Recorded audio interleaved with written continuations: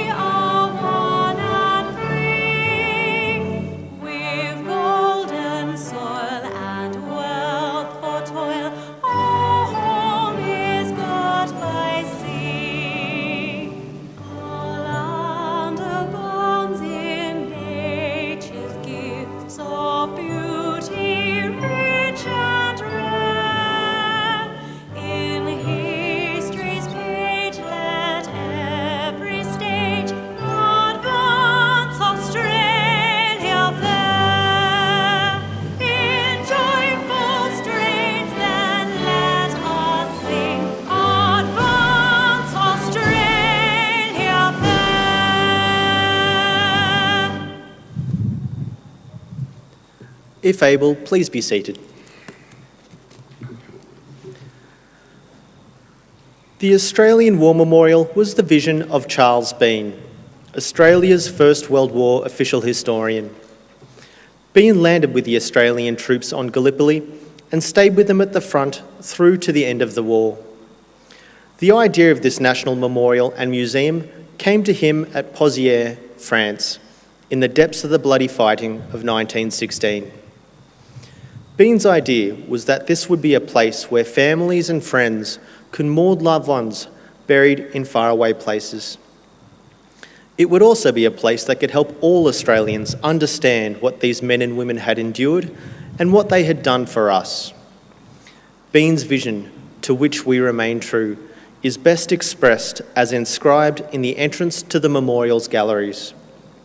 Here is their spirit, in the heart of the land they loved, and here we guard the record which they themselves made. Tonight, we'll read the story behind just one of those on the Roll of Honour, which lists the names of more than 103,000 men and women who have given their lives for us in war and on operations for more than a century. But first, we present a lament, Flowers of the Forest.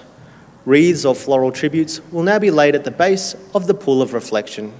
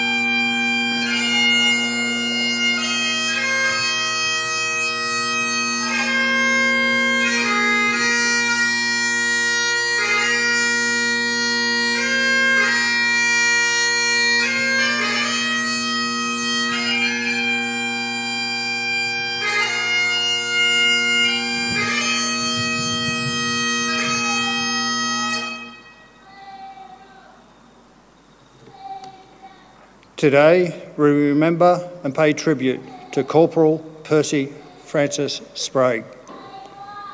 Percy Sprague was born on the 11th of November 1890 in Namurkah, Victoria. He was the eldest of two children, born to drover William Sprague and his wife Ellen. Percy's father was a habitual drunk and abandoned his young family when Percy was still a child. His mother was forced to move herself and her two young children back into her parents' home in the town of Canberra, where she began working as a domestic servant. After divorcing Percy's father in 1899, she remarried a local carpenter named Charles Clayton, who raised young Percy and his sister Grace. Percy grew up in Canberra and attended the local state school before going on to study business at a nearby college. He worked as a grocer's assistant at the local store, Brown, Cork and Co., served as honorary secretary to two hospital boards and was secretary of the Canberra Rifle Club. He was a keen tennis player and enjoyed acting in local plays. When the First World War broke out in 1914, Percy became involved in the local branch of the Red Cross and worked tirelessly to fundraise for people of Belgium affected by the German invasion. Eventually, fundraising was not enough for Percy Sprague, who enlisted in the Australian Imperial Force on the 17th of July 1915. He was assigned to reinforcements of the 2nd Divisional Ammunition Column and began a short period of training in Melbourne. Before heading to the front, he took leave in Canberra, where he was farewelled by his friends, who gave him a safety razor ahead of his journey. Private Sprague was embarked for action service from Melbourne on the 22nd of November 1915, sailing on the troopship Percy. By the time Sprague arrived in Egypt, the Gallipoli campaign had been abandoned and troops were evacuating from the peninsula. In early 1916, the AIF began a process of expansion and Sprague was transferred to the ranks of the 5th Field Artillery Brigade. He embarked for France shortly after and arrived in the port city of Marseille at the end of March. His unit was then sent north to the Franco-Belgian border. He was transferred to the 4th Field Artillery Brigade, 104th Howitzer Battery, before being promoted to bombardier in early June. Attached to the 2nd Division, Sprague's unit first saw action during the Battle of the Somme in July.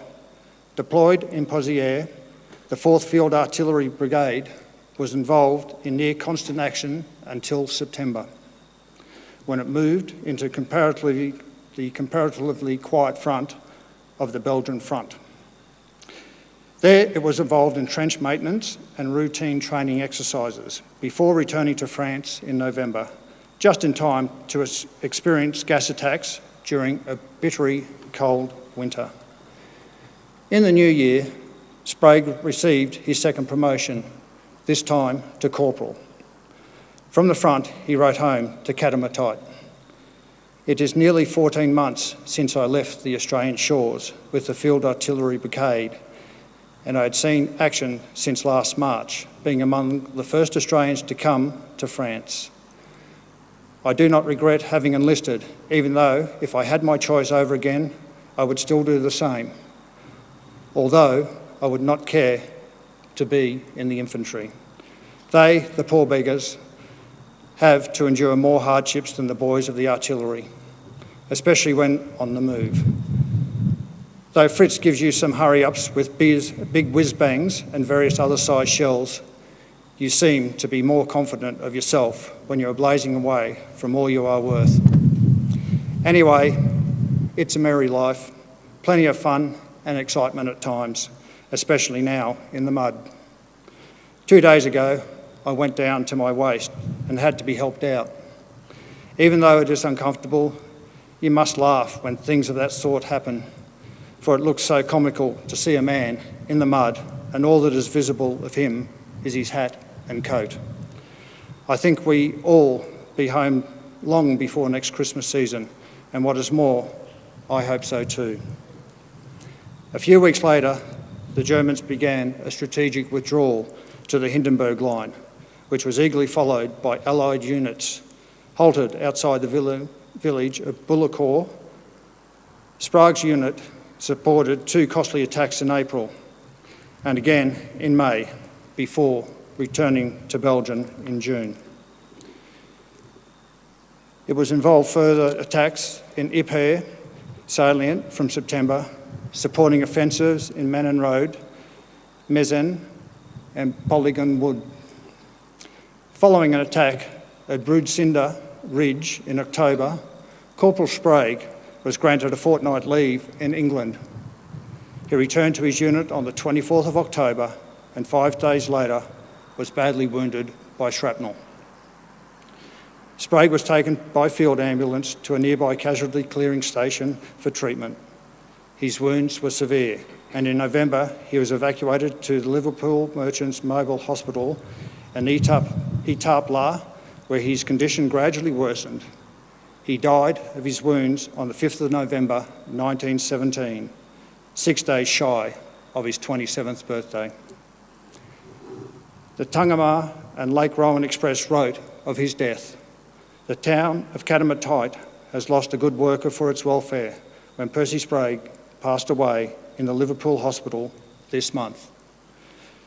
News of his death has caused a depressed state of feeling amongst many of his friends and admirers, for Percy was generally liked and was a prominent member of the several local organisations and held the sincere respect of his fellow members.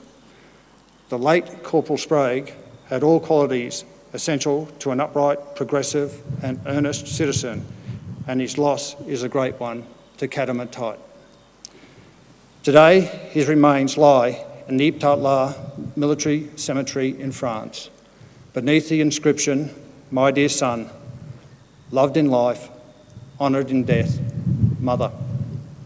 He was 26 years old. Corporal Percy Sprague's name is listed on the Roll of Honour to my right, among almost 62,000 Australians who died while serving in the First World War.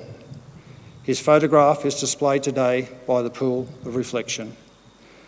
This is but one of the many stories of service and sacrifice told here at the Australian War Memorial. We now honour Corporal Percy Francis Sprague, who gave his life for us, for our freedoms, and in the hope of a better world.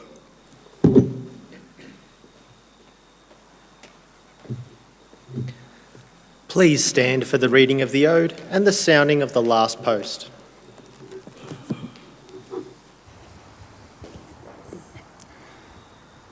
They shall grow not old, as we that are left grow old. Age shall not weary them, nor the years condemn. At the going down of the sun, and in the morning, we will remember them. We will remember them.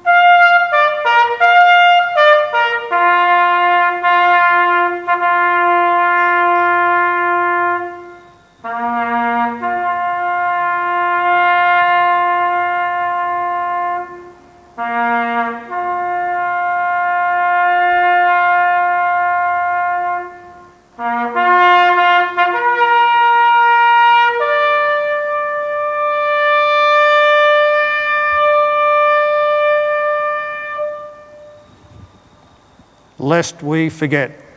Lest we forget.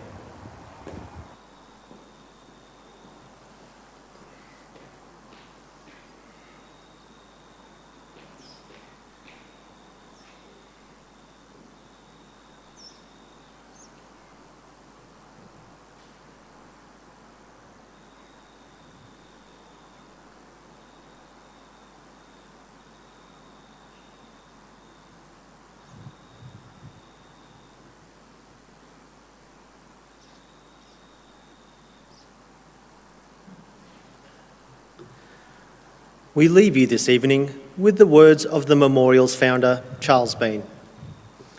Many a man lying out there at Pozières or in the low scrub at Gallipoli, with his poor, tired senses barely working through the fever of his brain, has thought in his last moments, well, it's over. But in Australia, they'll be proud of this. Ladies and gentlemen, girls and boys, that concludes the last post ceremony. On behalf of the Director, staff and volunteers, thank you for visiting the Australian War Memorial today and for your continued support during the Memorial's development project. We wish you all a very pleasant evening. Thank you.